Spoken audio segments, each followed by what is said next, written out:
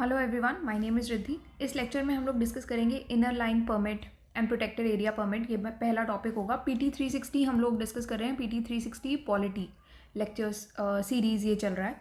तो कुछ टॉपिक्स हम लोग ऑलरेडी डिस्कस कर चुके हैं, जैसे स्टैटिक टॉपिक्स कौन से न्यूज़ में थे, और भी कुछ टॉपिक्स जो न्यूज़ में रहे हैं, जैसे नॉर्थ ईस्ट स्टेट्स का जो बॉर्डर डिस्प्यूट्स वगैरह है, ये सब हमने डिस्कस किया था लास्ट लेक्चर। किसी ने नहीं देखा तो देख सकते हैं।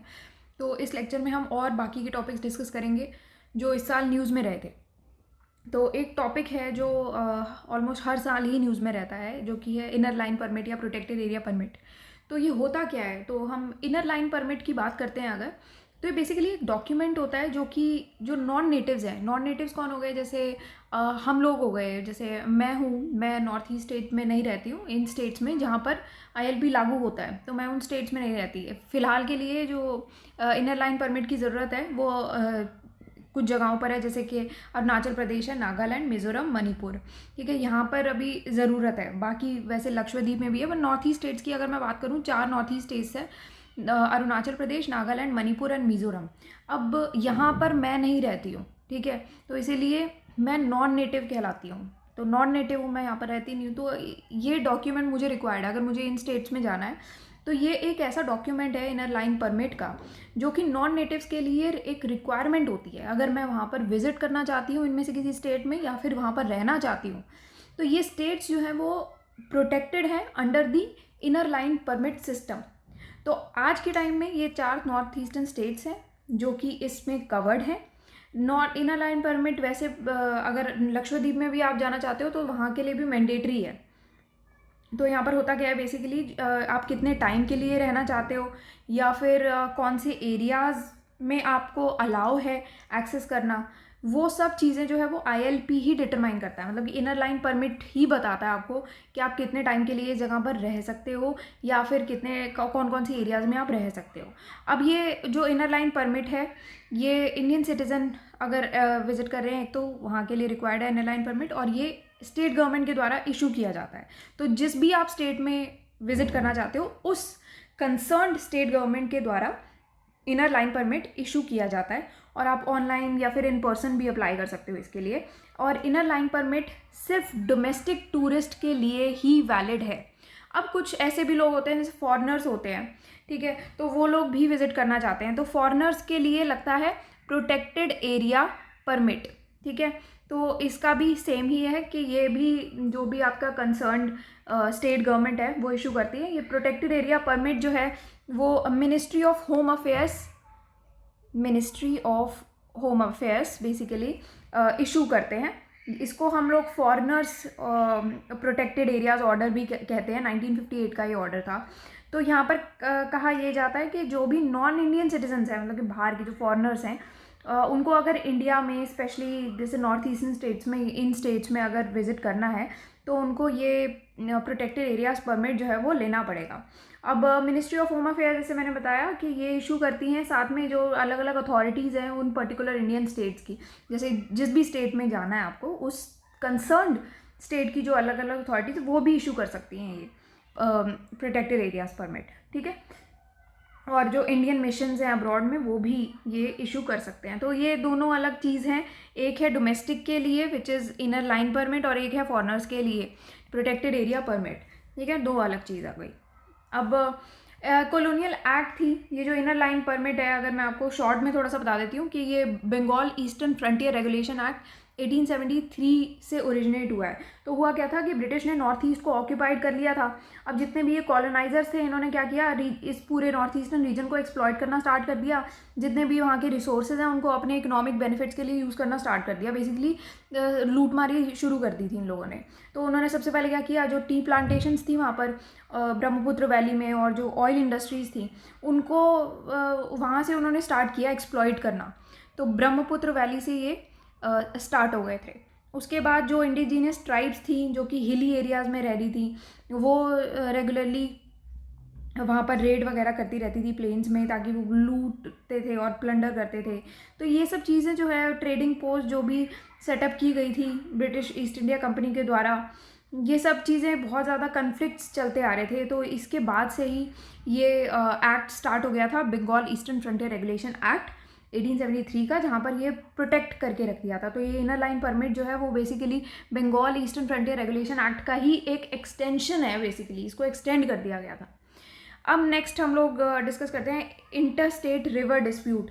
अब ये भी ऐसा टॉपिक है जो हर साल ही न्यूज़ में रहता है। इंटर स्टेट रिवर डिस्प्यूट जो है सबसे ज़्यादा कंटेंशियस इश्यूज रहे हैं हमारे इंडियन फेडरलिज्म की अगर हम बात करते हैं तो। रीसेंट केसेस जो देखे गए हैं वो हैं कावेरी वाटर डिस्प्यूट और Sutlej Yamuna link canal disputes, ये कुछ एग्जांपल्स हैं। अब रिसेंटली जो हमारी मिनिस्ट्री ऑफ जल शक्ति है उसने ये गोदावरी रिवर मैनेजमेंट बोर्ड और कृष्णा रिवर मैनेजमेंट बोर्ड को जुरिस्डिक्शन नोटिफाई किया है under Andhra Pradesh reorganisation act of 2014 में। तो इस वजह से न्यूज़ में रहा है, बहुत सारे inter state water disputes tribunals जो है वो कॉन्स्टिट्यूट हुए हैं, बट उनकी अपनी प्रॉब्लम्स रही हैं। अब इससे रिलेटेड कुछ कॉन्स्टिट्यूशनल प्रोविजंस हैं inter state river water dispute से, वो हम देख लेते हैं। तो सबसे पहला है entry 17 of state list. 3 basically ये पार्ट्स में हम डिवाइड करके पढ़ सकते हैं इसको। एक एंट्री 17 है स्टेट लिस्ट की, एक एंट्री 56 है यूनियन लिस्ट की। लिस्ट आपको ध्यान रखनी है, 17 है स्टेट लिस्ट, 56 है यूनियन लिस्ट। और एक और आती है आर्टिकल 262, ये हमें ध्यान रखना है। ये सारे जो है वाटर से रिलेटेड हैं। अब मैं आपको इंटरस्टेट वाटर डिस्प्यूट्स से रिलेटेड ये जो 3 कॉन्स्टिट्यूशन प्रोविजंस हैं इनमें हम लोग देख लेते हैं क्या है ये। एंट्री 17 जो है वो वाटर से डील करता है। वाटर में क्या क्या चीज़ें आती हैं, जैसे वाटर सप्लाई हो गया, इरिगेशन आता है, कैनाल है, ड्रेनेज है, embankments, water storage, water power, ये सारी चीज़ें आती हैं। तो ये स्टेट लिस्ट के अंडर आ जाता है। एंट्री 17 वाटर से डील करता है, मोटा मोटा ध्यान रख लो। एंट्री 56 ऑफ यूनियन लिस्ट, इसमें क्या है, यूनियन गवर्नमेंट को एम्पावर किया जाता है ताकि वो इंटरस्टेट रिवर्स हो गई या फिर इंटरस्टेट रिवर वैलीज हो गई, उनका रेगुलेशन कर पाएँ, उनका डेवलपमेंट कर पाएँ। ठीक है, कितना रेगुलेशन और डेवलपमेंट कर सकते हैं ये लोग यूनियन गवर्नमेंट इंटरस्टेट रिवर्स का और रिवर वैलीज का, जितना पार्लियामेंट ने डिक्लेयर किया है जो कि पब्लिक इंटरेस्ट में रहे। ठीक है, तो उतना आपको ये एम्पावर किया जाता है। एंट्री 56 ऑफ यूनियन लिस्ट के अंडर यूनियन गवर्नमेंट को एम्पावर किया जाता है, रेगुलेट करें, डेवलप करें इंटरस्टेट रिवर्स और रिवर वैलीज़ को, जितना पार्लियामेंट में डिटरमाइन किया है पब्लिक इंटरेस्ट के अंडर। अब नेक्स्ट है आर्टिकल 262। ठीक है, ये भी again constitutional provisions for interstate river water dispute से ही डील करता है। इसमें क्या है, जैसे अगर मान लो वाटर से रिलेटेड कोई भी डिस्प्यूट आता है तो पार्लियामेंट जो है वो ये कुछ चीज़ें प्रोवाइड करता है। 2 पॉइंट्स यहाँ पर आ जाते हैं। सबसे पहले पार्लियामेंट जो है वो ये कहता है कि जब भी कोई भी इस तरीके का डिस्प्यूट या कंप्लेंट आती है किसके रिलेटेड, कि आपने वाटर को यूज़ किया या फिर वाटर की डिस्ट्रीब्यूशन से रिलेटेड या फिर वाटर के कंट्रोल से रिलेटेड कोई भी डिस्प्यूट या कंप्लेंट आती है, या फिर कोई भी इंटरस्टेट रिवर या रिवर वैली के रिलेटेड भी कंप्लेंट आती है, तो ये सारी जो कंप्लेंट्स है वो पार्लियामेंट जो है वो लॉ के द्वारा उसका एडजुडिकेशन प्रोवाइड करेगा। तो सबसे पहला तो आपका ये चीज़ है। दूसरी चीज़ आती है कि पार्लियामेंट लॉ के द्वारा ही ये प्रोवाइड करता है कि जैसे मान लो सुप्रीम कोर्ट हो, चाहे सुप्रीम कोर्ट हो या फिर कोई भी अदर कोर्ट हो, मतलब ये कोई ज़रूरी नहीं है कि सुप्रीम कोर्ट में जाओ आप, चाहे जिस मर्जी कोर्ट में चले जाओ, तो उनको ये पावर है ही नहीं कि वो ऐसे डिस्प्यूट्स या कंप्लेंट में कुछ भी अपना डिसीजन सुना दें या इवन ले भी लें, कुछ भी डिसाइड कर लें। तो वो लोग ये डिस्प्यूट या कंप्लेंट में कुछ भी उनका लेना देना नहीं होगा। अपना ज्यूरिसडिक्शन एक्सरसाइज करने की पावर सुप्रीम कोर्ट या किसी भी कोर्ट के पास नहीं है। ठीक है, अगर एडजुडिकेशन की मैं बात करूँ कि इसका मतलब क्या होता है, एडजुडिकेशन बेसिकली नॉर्मल लैंग्वेज में ये है कि कोई भी फॉर्मल, अगर मैं जजमेंट देती हूँ किसी भी कोई भी ऐसा डिस्प्यूटेड मैटर चल रहा है तो उसमें फॉर्मल जजमेंट देने का जो पावर होता है उसको कहते हैं एडजुडिकेशन, वो होता है। तो यहाँ पर ये चीज़ है, तो पार्लियामेंट जो है वो प्रोवाइड करता है। अब कैसे प्रोवाइड करता है वो भी हम थोड़ा सा देख लेते हैं। तो पार्लियामेंट बेसिकली किसी के पास भी ये पावर नहीं रहती है। अब पहले जो हम लोगों का डिस्प्यूट चलता आ रहा था, कभी भी ऐसे डिस्प्यूट होता था तो वो इंटर स्टेट, यहाँ पर लिखा भी होगा, ये रहा, inter state water disputes act 1956 के अंडर ये गवर्न किया जाता था। जितने भी रेजोल्यूशन थे, अगर मान लो 2 स्टेट के बीच में हो गया वाटर डिस्प्यूट, तो ये क्या करेंगे, दोनों जाके चले जाएंगे यहाँ पर inter state water dispute act के अंडर जाएंगे रेजोल्यूशन लेने। तो इसके प्रोविजन के अकॉर्डिंग जो भी स्टेट गवर्नमेंट है कंसर्न्ड, जिसके भी ये डिस्प्यूट चल रहे हैं, तो अगर एक स्टेट गवर्नमेंट एक रिक्वेस्ट करती है कोई भी वाटर डिस्प्यूट के रिगार्डिंग। और सेंट्रल गवर्नमेंट जो है वो ये ओपिनियन देता है कि वाटर डिस्प्यूट जो है वो नेगोशिएशन से बात नहीं बन सकती, तब उसके बाद ये interstate water dispute act of 1956 के अंडर एक वाटर डिस्प्यूट ट्रिब्यूनल सेटअप किया जाता है। वाटर डिस्प्यूट्स ट्रिब्यूनल ये कॉन्स्टिट्यूट किया जाता है ताकि ये वाटर डिस्प्यूट पे ये ट्रिब्यूनल एडजुडिकेट करे। तो इसमें फॉर्मल जजमेंट देने की जो पावर होती है इस वाटर डिस्प्यूट ट्रिब्यूनल की होती है, ठीक है। तो ये एक्ट अभी तक चलती आ रही थी, ये मैकेनिज्म था इंटरस्टेट रिवर वाटर डिस्प्यूट के रेजोल्यूशन का। अब गवर्नमेंट ने क्या प्रपोज किया है, ये नई चीज़ आ रही है अब, तो ज़्यादा से ज़्यादा बेसिकली ये जो एडजुडिकेशंस हो गए ना होते हैं ना ये इंटरस्टेट रिवर वाटर डिस्प्यूट्स वगैरह के, इसको और ज़्यादा स्ट्रीमलाइन करने के लिए इन लोगों ने एक परमानेंट ट्रिब्यूनल की बात की है। तो ये लोग कह रहे हैं बेसिकली कि एक परमानेंट ट्रिब्यूनल हम लोग बिठाएंगे ताकि वो सारे जितने भी इंटरस्टेट वाटर डिस्प्यूट हैं वो डिसाइड करेगा एक परमानेंट ट्रिब्यूनल। तो एक सिंगल एजेंसी होगी, इधर उधर जाने की नीड नहीं पड़ेगी, एक सिंगल एजेंसी होगी, ठीक है, जिसकी परमानेंट इस्टेब्लिशमेंट होगी, परमानेंट ऑफिस स्पेस होगा, इंफ्रास्ट्रक्चर होगा, ताकि जो भी सेपरेट बेसिकली जो सेपरेट ट्रिब्यूनल्स पहले सेटअप हुआ करते थे अलग अलग वाटर डिस्प्यूट के लिए, तो वो एक टाइम कंज्यूमिंग प्रोसेस था, उसको हटा दिया जाएगा, ठीक है। तो इसीलिए एक सिंगल एजेंसी होगी जो कलेक्ट करेगी और मेंटेन करेगी जितना भी रेलेवेंट वाटर डेटा होगा।